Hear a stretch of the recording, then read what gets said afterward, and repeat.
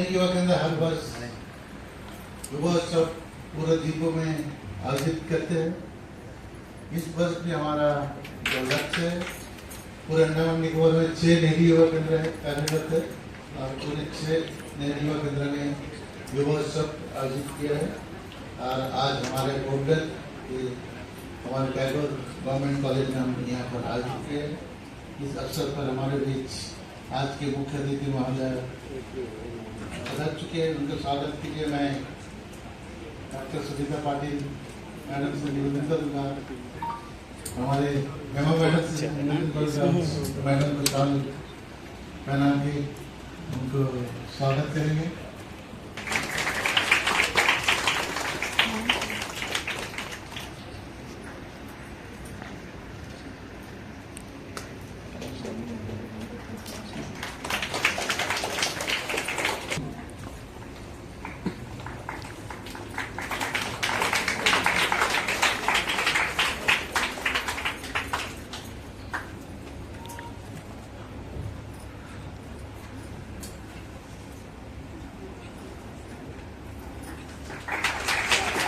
धन्यवाद।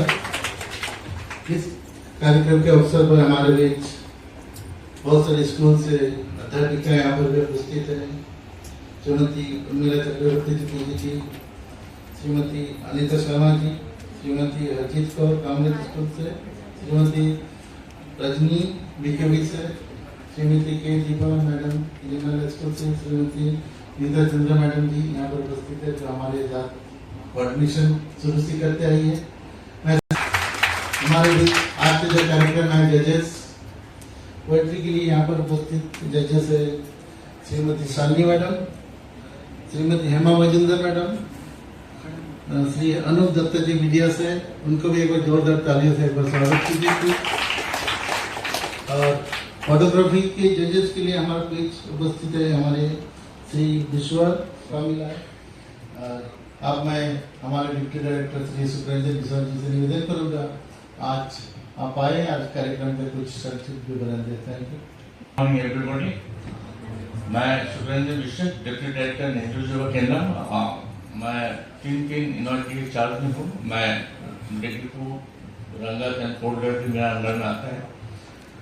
मैं आज की जो युवोत्सव कर रहे हैं on behalf of Nehru Yuva Kendra, on behalf of Tagore college Port Blair और तमाम बच्चों की ओर से मैं हमारा बीच में आज मुख्य अतिथि के रूप में जबकि प्रताप राजेंद्र मैम जवान खुश आए थैनिस कैटेगरी में है और 2001 में शायद थैनिस कंप्लीट हुआ है और अंडमान फिलहाल अंडमान में पोस्टेड है, डायरेक्टर फिशरीज का चार्ज में है। मैं बताना चाहता हूँ मैम, पूरा भारत में 723 यूनिवर्सिटी है। मैं तो शुरू से बताना चाहता हूँ 1972 में यूनिवर्सिटी का जन्म हुआ था। नेहरू जी के कॉन्सेप्ट था। अगर लंबा कहानी बताया जाए तो एक घंटे लगेगा, मैं उतना टाइम नहीं है, शॉर्टकट बताऊँ। 1972 में 80 नेहरू युवा केंद्र को ऑल ओवर इंडिया में काम शुरू हुआ था और देन 5 साल बाद में इसको प्लानिंग कमीशन ने मॉनिटरिंग किया था और उसका रिजल्ट 90% पॉजिटिव मिला। तो फिर अनदर 300 यूनिवर्सिटी अपडेट करने के लिए बोला, तो 86 तक टोटल इंडिया में 400 यूनिवर्सिटी था। लेकिन 86 में खत्म होने के बाद 94, 95, 97 में गवर्नमेंट जब आई तो पूरा भारत में हर डिस्ट्रिक्ट में यूनिवर्सिटी खुलने का आदेश दिया था और थोड़ा खुला गया है। लेकिन जब हमारा मनमोहन सिंह जब प्रधानमंत्री आए, अनदर 123 यूनिवर्सिटी खुलने का आदेश दिया। अभी फिलहाल पूरा भारत में 723 यूनिवर्सिटी काम करता है। खुशनसीब की बात हम लोग है, अंडमान में 3 डिस्ट्रिक्ट होने के नाते भी यहाँ पे 6 केंद्र है। एक केंद्र कैम्बेल में है, एक कमोटा में है, एक निकोबार में, एक पोर्टलर, एक रंगत पोर्ट। जो प्रोग्राम हम कर रहे हैं लास्ट 3 साल से हम लोग युवोत्सव कर रहे हैं। युवोत्सव का national youth festival different thing, both the different, हम किसी दिन नहीं करना चाहिए। नेशनल युवा फेस्टिवल जो होता है वो 3 स्तर में होती है, एक block level, district level, state level, then national level.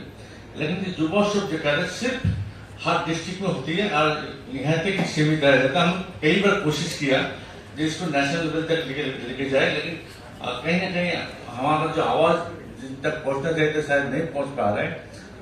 लेकिन अन्नमंडी को एडमिनिस्ट्रेशन कोशिश कर रहे हैं। नेशनल फेस्टिवल जो हो रहा है, जब 12 जनवरी को होगा, हर साल होते हैं। ये 28 ईयर्स हो गए जब नरसिंह गवर्नमेंट था तब से शुरू हुआ, अभी 28 ईयर्स चल रहा है। इस साल नेशनल फेस्टिवल होगा शायद इधर बिहार में, शायद इधर बिहार में होने के बाद है। अभी कौन से स्टेट में वो है मेनू तय नहीं हुआ, लेकिन प्रोग्राम सब जस्ट सिलेक्ट हो रहे हैं। और अन्नमंडी को एडमिनिस्ट्रेशन भी 2 दिन में प्रोग्राम करेंगे और एक टीम तैयार करेंगे और टीम नेशनल लेवल में भेजेंगे। मतलब अभी जो हम युवा उत्सव जो कर रहे हैं, इसमें जैसा हमारा गोपाल जी ने बताया, ये प्रोग्राम सिर्फ हमारा एक कंसेप्ट है जो हमारा डेवलपमेंट कंट्री में इसको डेवलप्ड होना है। और 2047 is our target as per Government of India. 2047 तक हमें देश को डेवलप करना है। डेवलप करने के लिए 5 तथ्य प्रधानमंत्री ने हम सबके हमने रखा, उसको लेके हमको आगे बढ़ना है। अगर आगे नहीं बढ़ पाए तो शायद हम कहीं पीछे रह जाएंगे डेवलप होने के बाद में भी। जैसा बाहर देश देखिए, अमेरिका, इंग्लैंड, वो सब डेवलप हो गया, लेकिन वो अपना कल्चर भूल गए और वो कल्चर ढूंढने के लिए इंडिया में आते हैं। अब चले गए इसको में चले गए, जितने भी कल्चरल संगठन था गवर्नमेंट ऑफ इंडिया का, वहां पर जाने की जितने इंडिया के लोग से ज्यादा बाहर देश के लोग हैं, वो अपना कल्चर ढूंढ रहे हैं। हमने डेवलप तो कर लिया, लेकिन what is our culture, culture भूल गए। लेकिन गवर्नमेंट ऑफ इंडिया ऐसे नहीं, हम भारत सरकार में बहुत गर्व है, हम कल्चर को साथ में रखे हम डेवलप कर रहे हैं। इसलिए हमारा डेवलपमेंट प्रोसेस शुरू है, लेकिन स्ट्रांग है, जितना होता है वो बहुत स्ट्रांग है। मैं फिर एक बार मैडम को, गेट कॉलेज का प्रिंसिपल मैम को, ऑल द जजेस, ऑल द टीचर्स, सबको हार्दिक स्वागत करता हूँ। ये मेरा तीसरी प्रोग्राम है, क्योंकि मैं 22, 23 को मैं डिग्री में किया हूँ, 29, 30 को मैं मैंगलोर में किया हूँ, और ये आज यहाँ पे आज से शुरू होगा, 9 तारीख तक चलेगा। एंड देन बीच में 7 तारीख की छुट्टी है, कुछ कारण से नहीं हो पा रहा है। 8 तारीख संडे एंड देन 9 तारीख को फाइनल प्रोग्राम होगा। हमारा टोटल अन्नमंडी को 6 में ये पोर्टल में हो जाएगा, तो हम पूरा 5 केंद्र हो जाएगा। सिर्फ एक केंद्र बचा है जिस कैंपल पे कुछ टेक्निकल प्रॉब्लम है कैंपल पे करने के लिए, इसलिए नहीं हमारा जो ऑफिसर हमें लगा है वो कुछ प्रॉब्लम बता रहा है, तो नहीं हो पाएगा। विदिन द 15 ऑफ दिसंबर शायद वो प्रोग्राम भी हो जाएगा। मैं फिर एक बार श्याम बच्चों को बोलता हूँ, आप इसको काम सुनिए। काम 2 प्रकार की होती है, काम 2 प्रकार की होती है। एक काम आप खुद करते हैं और एक काम आपसे करवाते हैं, हम आपसे करवा रहे हैं।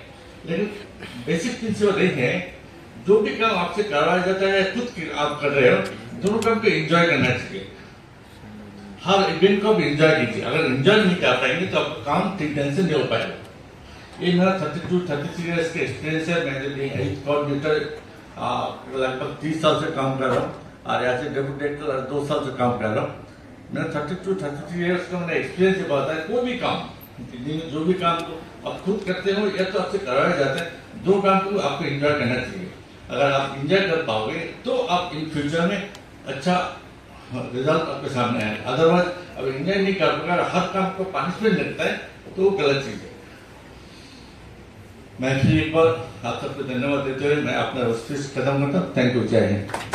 और जो जजमेंट करने इस प्रोग्राम के लिए जो जजमेंट करने आए हैं उनका भी स्वागत है।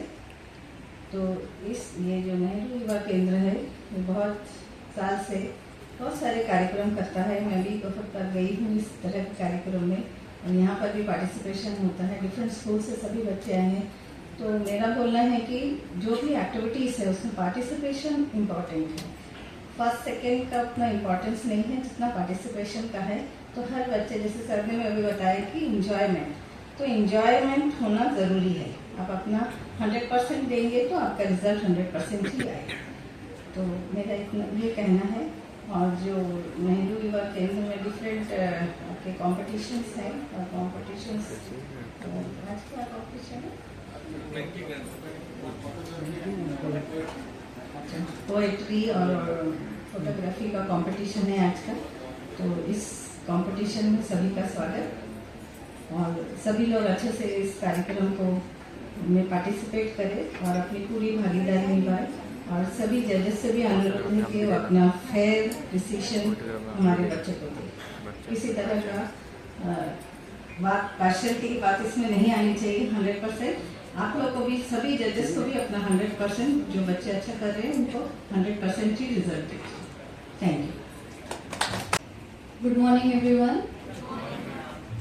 Principal ma'am, all the teachers, judges, the organizers of Nehru Yuva Kendra, and all my dear brothers and sisters. हम सब लोग ऑलमोस्ट सेम एज ग्रुप के हैं। आप मेरे से भी ज़्यादा युवा हैं तो आप लोगों से और बड़ी उम्मीदें हैं, but it's truly a privilege to be here. And I would really like to congratulate Nehru Yuva Kendra for organizing such festival, क्योंकि आज इस पड़ाव पे हमारा देश है और जो हमारा लक्ष्य है, आज आपने कई बार पंच प्राण और विकसित भारत के बारे में सुना, and it's the vision of our honourable prime minister कि 2047 तक हमारा इंडिया एक डेवलप्ड कंट्री बने। तो आने वाले 20-25 सालों में जो भी काम होगा उसमें हमारी युवा पीढ़ी का ही सबसे बड़ा योगदान रहने वाला है। तो ऐसे वक्त उनकी एनर्जी, टैलेंट, पोटेंशियल को सही तरीके से चैनलाइज करने के लिए रेगुलर बेसिस पे इस तरीके के फेस्टिवल्स होना, ये बहुत ही बड़ा योगदान किसी भी ऑर्गेनाइजेशन की तरफ से रह सकता है, which deals with the youth of our country. So I would again congratulate Nehru Yuva Kendra. And जो भी एक्टिविटीज मैंने इस फेस्टिवल के बारे में जानी, फोटोग्राफी, पेंटिंग, so ये सब एक्टिविटीज देख के I was even more excited about this festival, क्योंकि हमारे अंडमान एंड निकोबार एडमिनिस्ट्रेशन को प्रेजेंटली जो भी लीडरशिप मिल रही है, we are very fortunate कि all of them have been very creative and very much focused on these aspects. जैसे हमारे इससे पहले जो चीफ सेक्रेटरी सर थे, केशव चंद्रा सर, जिनका अभी रिसेंटली ट्रांसफर हुआ है, तो आप सबको पता होगा कि he was a very good poet, writer, photographer, painter. उनकी काफी बुक्स भी पब्लिश हुई अंडमान एंड निकोबार पे. अभी जाते जाते उन्होंने एक प्रॉपर बुक पब्लिश करके गए जिसमें उनकी फोटोग्राफी उन्होंने पूरी अंडमान की, जो जितना खूबसूरत हम अंडमान को बताते हैं, तो अलग अलग उनकी जो फोटोग्राफीज थी ड्रोन्स वगैरह से वो लेते थे, and used to be very excited about it. तो जितने भी हम ये बड़े लीडर्स देखते हैं, इनकी ये क्वालिटी हमेशा हमें दिखती है कि उनकी बहुत एक कोई स्ट्रॉन्ग हॉबी होती है. और इवन जाते वक्त भी चीफ सेक्रेटरी सर ने हम सारे ऑफिसर्स को, यंग ऑफिसर्स को स्पेशली यही एडवाइस दी थी कि आपको मेहनत तो बहुत करनी है, लेकिन मेहनत के साथ साथ आपको खुद के रिलैक्सेशन और खुद के रिक्रिएशन के लिए बहुत स्ट्रॉन्ग हॉबी भी परस्यू करने की बहुत जरूरत है. तो ऐसे वक्त पोएट्री, पेंटिंग, फोटोग्राफी, ये सारी चीजें हमें बहुत हेल्प करती है. And that's why I am very happy कि इस तरीके के इवेंट्स यहाँ पे ऑर्गेनाइज हो रहे हैं. इवन जो हमारे प्रेजेंट सीएस सर अभी आए हैं, उन्होंने भी पहली मीटिंग में ही हमसे एजुकेशन रिलेटेड कि यहाँ पे लाइब्रेरीज कैसी है, सर ऑलरेडी काम कर चुके हैं यहाँ पे अंडमान में, तो आए बराबर उन्होंने उस लाइब्रेरी के बारे में पूछा, उसके टाइमिंग्स के बारे में पूछा, किस तरीके से हम लोग और ये रीडिंग का कल्चर हमारा यहाँ पे ला सकते हैं, इसके बारे में उन्होंने देखा. कौन कौन से स्पोर्ट्स में अंडमान एंड निकोबार हमेशा से अच्छा परफॉर्म करता आया है और उसको हम अभी कैसे और आगे बढ़ाए, इसके बारे में उन्होंने स्टेटस लिया. तो इस लेवल पे हमारे एडमिनिस्ट्रेशन का इस वक्त काम चल रहा है. सो जो भी आपकी हॉबीज होगी, जो भी आपके ड्रीम्स होंगे, उसमें I am very sure that you are going to get the best of the opportunities here. Even जो हमारे प्रेजेंट डायरेक्टर है एजुकेशन के और यूथ एंड स्पोर्ट्स के, उन्होंने भी काफी एक्साइटमेंट के साथ बहुत नए इनिशिएटिव्स ला रहे हैं. तो I request all of you to make the most of this opportunities that all of you have got. And I think is very close to my heart. And हमेशा एक युवा जो हमारी एनर्जी रहती है, उसके लिए एक पोएम हमेशा मुझे बड़ी इंस्पायर करती है. तो बस उसी के कुछ लाइनें मुझे यहाँ पे आप लोगों के सामने रखनी थी. हमारे काफी लोकप्रिय कवि हैं मैथिली शरण गुप्त जी, उनकी कविता की ये कुछ पंक्तियां हैं. नर हो न निराश करो मन को, कुछ काम करो, कुछ काम करो, जग में रहकर कुछ नाम करो, यह जन्म हुआ किस अर्थ अहो, समझो जिसमें यह व्यर्थ न हो, कुछ तो उपयुक्त करो तन को, नर हो न निराश करो मन को। Thank you.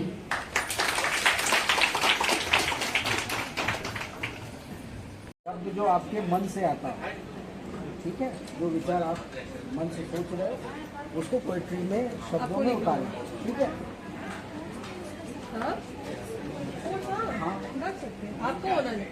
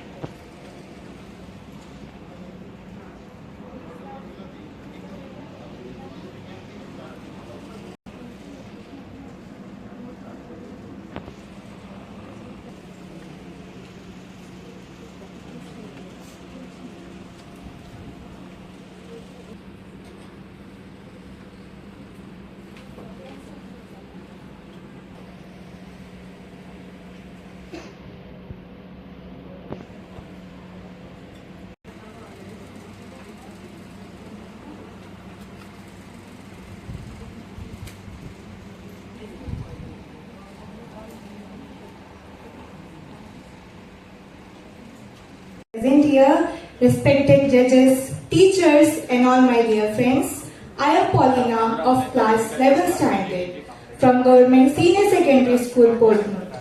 Today I am honored to stand in front of you all to reciting a poem on the voices of the future, the voices of the youth for the future of India. According to my poem, I wrote that in the heart of dreams, where the future calls, punch plant wisdom rises breaking walls, 5 guiding stars to light the way in a world where hope will never stray. Nation first, the first of 5, in unity together we strive. All present here. My name is Ayush Dumdu of class 11 from Nirmala Senior Secondary School. I choose topic Panchpra, that is the 5 pillar of poetic inspiration. In the heart of freedom, 5 pillars stand, whisper of truth like grains of sand. The vision that breaks through the night, a dream of a world where all souls take flight. The passion that fuels every word, a fire ignited, a voice that heard. Then comes the courage to speak what is real, to share the pain, the joy, the heat. The connection that binds us as one, In the shared human stories, our battles are won. The wisdom that flows from the past, in every experience, our shadows are cast. Together they rise, this pillar of grace, in the realm of poetry we find our place. A celebration of freedom of life vast expense, in the dance of existence we take our chance. So, the theme describes about the freedom and human experience. The 5 pillars of poetic inspiration revolves around the foundational element that can spark creativity. नमस्कार, मैं सुप्रिया राजकीय वरिष्ठ माध्यमिक विद्यालय पोर्टमोट के विद्यार्थी। हर अंग में ऊर्जा का प्रवाह पलता है, प्राण में श्वास की लहरें उठती, जीवन के प्रत्येक क्षण को जागृत करती। प्राण वह शक्ति जो हर अंग में बहती, त्रसन के माध्यम से शरीर में सजीव रहती। जीवन की धारा यही निरंतर बहारा, धड़कन त्रास यह सब प्राण से आरा। प्यास है वह शक्ति जो शरीर में बिखरी, रक्त का संचार जो शरीर में लहरी। प्रत्येक अंग को शक्ति देता, संचार का कार्य वही करता। समान प्राण जो संतुलन बनाए, पाचन के साथ शरीर को सुखमय बनाए। आंतरिक ऊर्जा या सदैव सहेजे, अच्छे स्वास्थ्य का आधार यही बने। देश के हर नागरिक को अपने कर्तव्य के प्रति सजग और जिम्मेदार बनाए। ये पंच प्राण भारत को आत्मनिर्भर, शक्तिशाली और वैश्विक स्तर पर प्रभावशाली मार्गदर्शिका बनाए। हमारा जो कॉलोनियल माइंडसेट है, विकसित भारत है, उस विषय में कोई 2 इशू उन्होंने कविता बहुत अच्छा बोला। पंच प्राण जो हमारा आध्यात्मिक टॉपिक है। आज पंच प्राण जो टॉपिक जो हमारा वो हमारे जो भारत के माननीय प्रधानमंत्री ने लिए थे, जो हमारा 5। नमस्कार, सुप्रभात आप सभी को। मेरा नाम मौमिता पॉल है। मैं BSc psychology 3rd year Andaman college की छात्रा हूँ। आज मैं आप सभी के सामने इस युवा महोत्सव के अवसर पर अपनी स्वरचित कविताओं में से एक, जिसका विषय है स्वतंत्रता की धड़कन, प्रस्तुत करने जा रही हूँ। इस कविता स्वतंत्रता की धड़कन का अर्थ है स्वतंत्रता संग्राम के दौरान स्वतंत्रता सेनानियों के साहस, त्याग और बलिदान को समझना और सम्मान देना। यह कविता बताती है कि स्वतंत्रता सेनानी केवल हथियारों से नहीं, बल्कि अपने दृढ़ संकल्प, देशभक्ति और आजादी के सपनों से प्रेरित होकर लड़े। कविता में उन भावनाओं को उरेखा गया है जो इन सेनानियों को आगे बढ़ाती है। एक माँ की चीख जिसने भगत सिंह को जन्म दिया, एक बहन का आंसू जिसने सुभाष चंद्र बोस को रचा। यह दर्शाती है कि उनका दर्द, त्याग न केवल उनके लिए बल्कि पूरे देश के लिए आजादी का रास्ता बना। कविता का मुख्य संदेश यह है कि आज हम जो खुली हवा में सांस ले रहे हैं, वह उनके बलिदानों का परिणाम है। इसलिए हमें उनके कुर्बानियों को याद रखते हुए स्वतंत्रता के महत्व को समझना चाहिए। Good morning everyone, respected judges, teachers and fellow mates. Myself Raksha Roy from class 11 of Kamraj English Medium Senior Secondary Drukshabad. Today I am here to recite a beautiful poem titled Daydreams written by me. I hope you will enjoy as much I do. Endless daydream, there's something going in the world. That birds chirrup, whispers, sings like a smooth tree. To the trees where their nests have been hold. What a wonder, it is that tree which is a home to many. Surrounded by daffodils, looking like a host, a crowd dancing and fluttering with the breeze. Besides, next participant.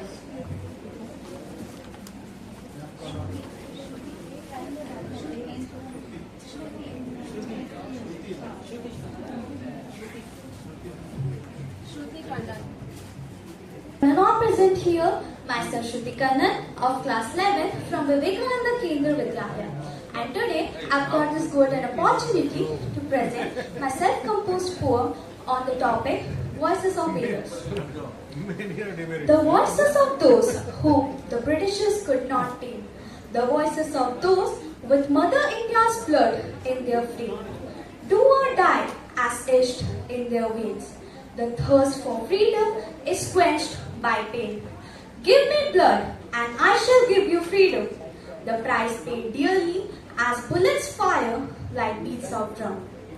From Gandhi's gentle whispers to Bose's courageous roars, the pulse of India's freedom beats forever more. A poet is like a magic wand. Abracadabra. He can turn anything into wonders. Respected judges, teachers, staff, and all the handsome and beautiful people present here. My name is Vinod Peter and my pen name is Sean, S-H-O-N-E, Sean. We were given two themes. The first theme was the voice of valor. In that theme, we have talked about the poets, the role of poets during our freedom struggles. So, the title of my poem is When Words Lead the Way. When Words Lead the Way. Please enjoy it. The poet spoke with heart so true. Their words lit flames the world once knew. They shared their dreams through simple lines. They give us hope in troubled times. Each verse they wrote is a spark of light to guide the way in the darkest night. Their rhymes were soft yet strong and clear. नमस्कार, मेरा नाम सृष्टि टोप्पो है और मैं Nirmala senior secondary school से हूँ और मेरी कविता है वॉइसेस ऑफ वेलर, वीरता की आवाजें। सबने देखी हमारे वीर सेनानियों की दास्तान, जिनके आंखों में था स्वतंत्र भारत का अरमान। अब उन कवियों की गाथा सुन, जिन्होंने अपनी कलम से बुन डाला हमारे भारत का विधान। उनकी कलम से निकला हर शब्द था जैसे तीर, कवियों की आवाज से घनघोर था वीर। आओ चलिए सुने भारत कोकिला की कहानी, भारतीय नारी जिसके शब्द थे सब पे भारी। वो थी भारत की शेरनी, जिसकी वाणी बनी भारत की कहानी। जजेस and teachers and my dear friends, मैं दीपांजलि सरकार डी ग्रेड की छात्रा हूँ। आज मैंने जो कविता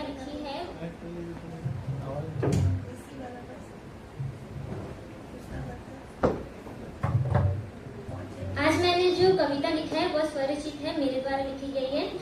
उसका थीम पूर्णतः पंच प्रण और हमारे जो विकसित भारत है उस पर निर्भर है। तो पंच प्रण जो कि माननीय प्रधानमंत्री जी ने 25 साल के अमृत काल के लिए एक लक्ष्य व संकल्प स्थापित किया है, उसी का विवरण मेरे इस कविता में किया गया है। इस कविता को मैंने पंच प्राण जो कि विकसित भारत का लक्ष्य, गुलामी के हर अंश से मुक्ति, अपनी विरासत पर गर्व, एकता और अखंडता, नागरिकों में कर्तव्य की भावना, इन पांचों लक्ष्यों को ध्यान में रखते हुए मैंने ये कविता लिखी है। जैसा कि विकसित भारत का लक्ष्य हम हमारे सभी के आंखों में प्रधानमंत्री नरेंद्र मोदी जी ने दिखाया है।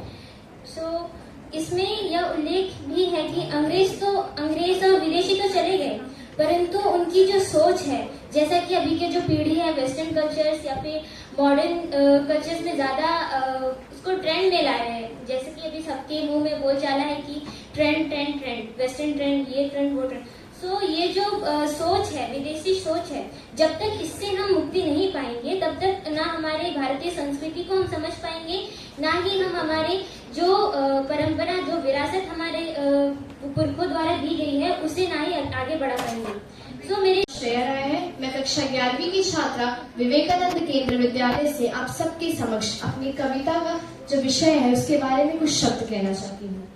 मेरी कविता में कवियों के माध्यम से उनकी रचनाएं, उनकी कविता जो आजादी के वक्त एक मजबूत डोर की तरह काम कर रही थी, उसके विषय में मैंने अपनी कविता लिखी है। यह कविता साहस और आत्मविश्वास की शक्ति को दर्शाती है। तो मैं अपनी कविता प्रस्तुत करना चाहती हूँ।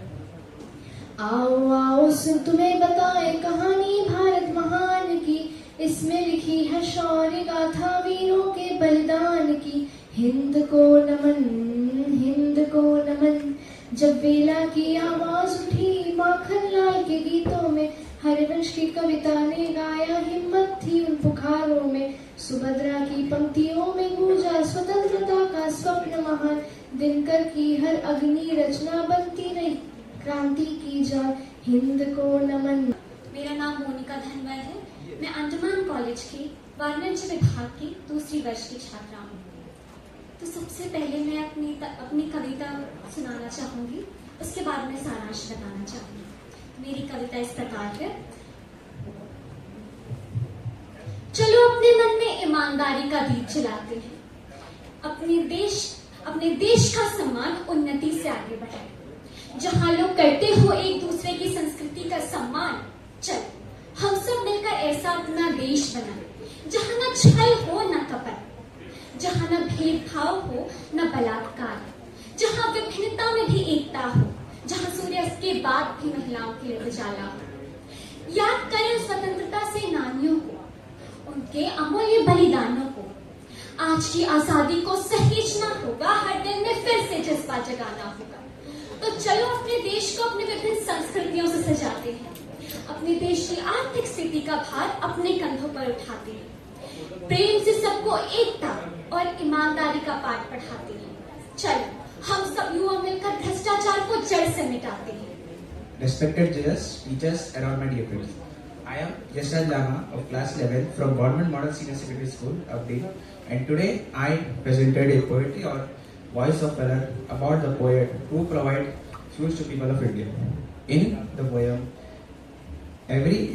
even in the darkness night, there is a creation never stop for the nation. Words sharper than a knife, hitting the heart of people, creating independent nation, creating endless masterpiece, igniting fire in everyone's heart. Today, I am Naveen Kumar Rai of Government Model Senior Secondary School to present here my poem on the voice of weather, the works done by our poets. In India, the courage is key and the voices of poets echoes from the distant height of Himalayas and in the foreign soils. When the poets convey India's long stories of imperialism in their small poem, and the stories of Subhash Chandra Bose and Bhagat Singh in just a poem, all have been conveyed by our poets. The poets like Rabindranath Tagore and Bankim Chandra ji helped India. शिक्षकगण एवं मेरे प्यारे दोस्तों, आज मैं आप सभी के समक्ष एक स्वरचित कविता पेश करने के लिए प्रस्तुत हुई हूँ, जिसका विषय है पंच प्राण का संकल्प। विरासत का जश्न मनाएं हम, विरासत का जश्न मनाएं हम, भारत के इतिहास को फिर से गुनगुनाएं हम। आओ उस धरती को करें प्रणाम जिसने हमें स्वाभिमान का दिया पैगाम। आजादी की जो कीमत चुकाई थी वीरों ने, आजादी की जो कीमत चुकाई थी वीरों ने, उसकी महक हर भारतवासी में बसी है। वो बलिदान, वो त्याग, वो संघर्ष का दौर, इनसे ही बना हमारा भारत सिरमौर। आदरणीय निर्णायकगण, शिक्षकगण एवं मेरे प्रिय साथियों, मैं नेहा कुमारी टैगोर राजकीय शिक्षा महाविद्यालय द्वितीय वर्ष की छात्रा हूँ। आज मैं आपके सामने कविता प्रस्तुत करने आई हूँ, जिसका शीर्षक है वीरता की गूंज। यह कविता मैंने स्वतंत्रता सेनानियों की वीरता और उनके संघर्षों पर लिखी है। तो कविता कुछ यूं है। शांति की भूमि थी हमारी धर्म भूमि थी, अंग्रेजों की हाथ लगी हमारी कर्म भूमि थी। माटी के ऊपर फिरंगियों का दौर था, माटी के ऊपर फिरंगियों का दौर था, भारतीय दिलों में आजादी का शोर था, जंजीरों में बंधे वीरों का शोर था, ये आजादी पाने का एकमात्र तोड़ था। कभी तीरों से लड़े तो कभी तलवारों से, कभी तीरों से लड़े तो कभी तलवारों से, कभी गोलियों से भेदे तो कभी अंगारों से। तो थर्ड पोजीशन में है सृष्टि टोपो।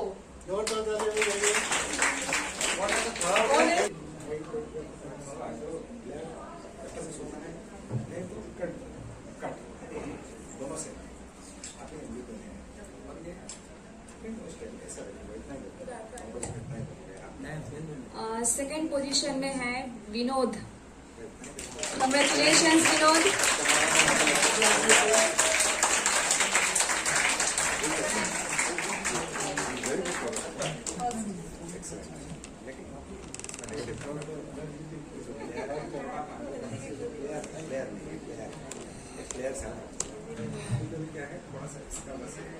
और इस कंपटीशन में जो पहले नंबर पे जो पहला स्थान हासिल किया है, और खुशी की बात है वो तमाम जजेस के लिए भी बिल्कुल सहमति के साथ, वो नाम कोई और नहीं है, मोनिका धनवार। मोनिका धनवार जो पहले स्थान इस कंपटीशन में हासिल किया है। आप मंच पे आए।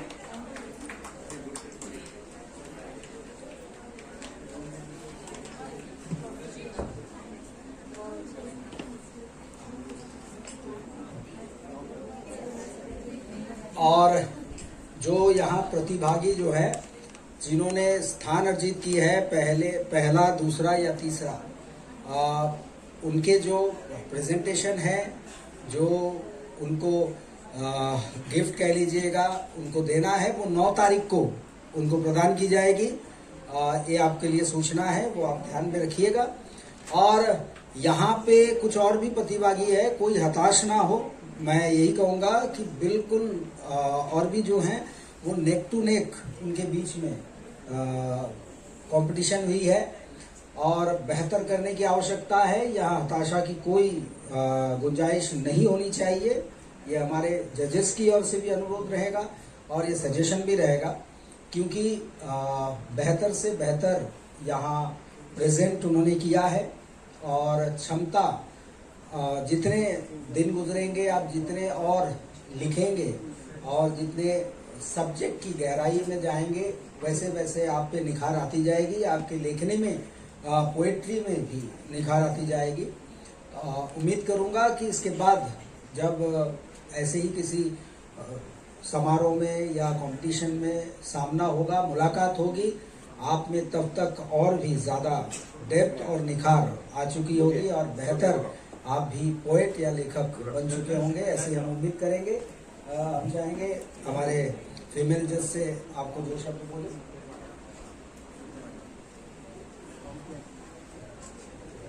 Thank you so much sir. First मैं यही कहना चाहूँगी, ये कंपटीशन था, फर्स्ट सेकंड थर्ड मैटर नहीं करती है। इसमें क्या हमें मालूम चलता है कि बच्चे में कितना टैली है, वो कितना कर सकते हैं। लेकिन आप सब बेटर कर सकते हैं। सबका राइटिंग बहुत अच्छा था, कंसेप्ट भी बहुत अच्छा था, लेकिन ये जो एक कंपटीशन में थोड़ा जजमेंट का जो रोल होता है, तो उसमें थोड़ा सा हमने क्या कर दिया, चुन चुन के उसमें थोड़ा बहुत नोक्स ऊपर नीचे हो जाता है। तो डजंट माइंड, कोई भी माइंड मत करना। लेकिन ये सबका अच्छा था परफॉर्मेंस। और फर्स्ट है जो स्टेज फियर है ना, ये हमें भी था, आप में भी है।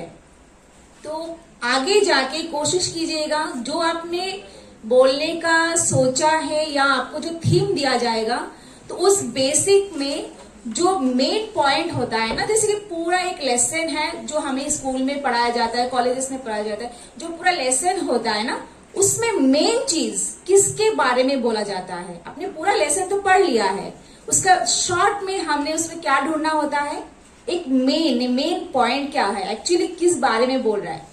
तो ये प्लीज थोड़ा सा ध्यान में रखिएगा। जो लिटरेचर हमारा होता है, उसमें जो पोएम या पोएट्री होता है, पोएम में क्या होता है, अपना जो फीलिंग्स और जो मतलब क्या बोलते हैं, इमोशंस, ये डालना होता है। पोएम एक ऐसा चीज होता है ना कि आप बोलते, यहाँ पे जब बोलेंगे ना, तो ऑडियंस जो है आपको सुने। बोलने का भी एक अलग तरीका होता है, उसको थोड़ा कोई किसी ने सॉन्ग के साथ में, एक्चुअली पोएम ऐसी होता है गाने के दौरान ऐसे किया जाता है, या बोलने का जो टेक्निक होता है, वो चीजें आपको फॉलो करना है। ठीक है, मैं ज्यादा समय नहीं लूंगी, बट थोड़ा सा ध्यान में रखे, आगे और ज्यादा अच्छा करेंगे आप लोग। ठीक है, so congratulations to all, thank you so much.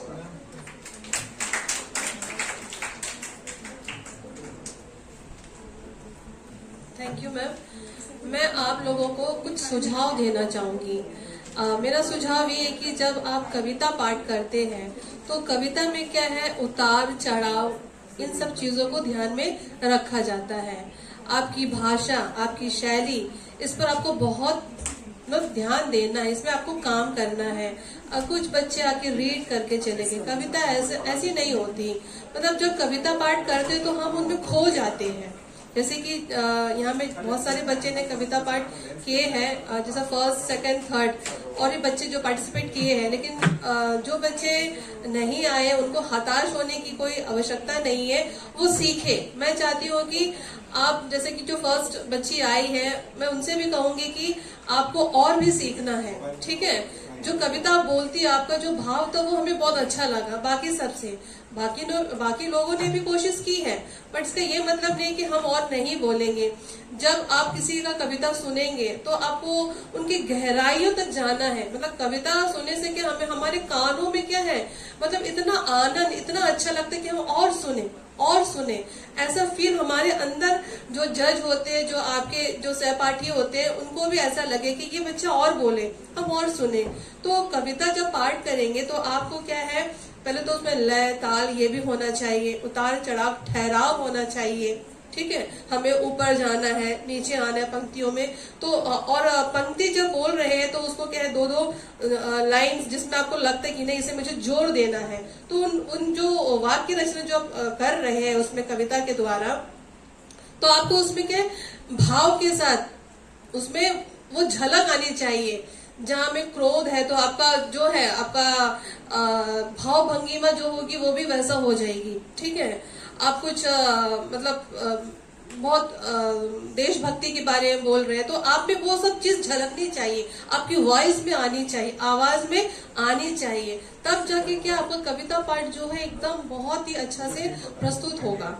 तो आप इन सब चीजों को ध्यान रखेंगे ना, आगे बहुत अच्छा कविता कर पाएंगे। तो मेरा आपसे यही निवेदन है कि जब भी आप कविता पाठ करें तो पहले आप कविता को सुनो कि कितने सारे कवियों ने कविता पाठ किया है। और आप लोग फर्स्ट विजेता जो पोएट्री का है, आपसे निवेदन करूंगा, हमारा 9 तारीख जो कंक्लूडिंग फंक्शन है, और बेहतर ढंग से आपको उस दिन प्रस्तुति देने का मौका आपको मिलेगा।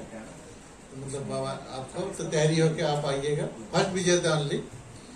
तो तीनों जजेस को तहे दिल से धन्यवाद देता हूँ कि आप अपना कीमती वक्त और समय हमें दिया है। तो एमआई की ओर से आप सभी को हमारा सिंसियर थैंक्स। और चाहेंगे कि आप 9 तारीख को जो हमारा कार्यक्रम है आप जरूर आइए। और हमारे अनूप दादा को विशेष थैंक्स, आपको मीडिया टीम के साथ हमें कवरेज दिए, तहे दिल से उनको भी धन्यवाद देता हूँ। और उनसे आपसे निवेदन करूंगा कि 9 तारीख के कार्यक्रम का जरूर हमें कवरेज दें। Thank you very much. Thank you ma'am, thank you Shalini ma'am. हमारे जो पोएट्री के बच्चे, आप प्लीज आप जा सकते हो। थैंक यू वेरी मच सभी को कि आपने अपना कीमती समय निकल के व्यस्त समय के बीच में आप हमारे साथ में यहाँ पर आके पार्टिसिपेट किए। Thank you very much. सभी आपको जो कॉलेज, स्कूल जो प्रधानाचार्य है, टीचर्स आए थे, सभी को तो बहुत बहुत धन्यवाद। Thank you.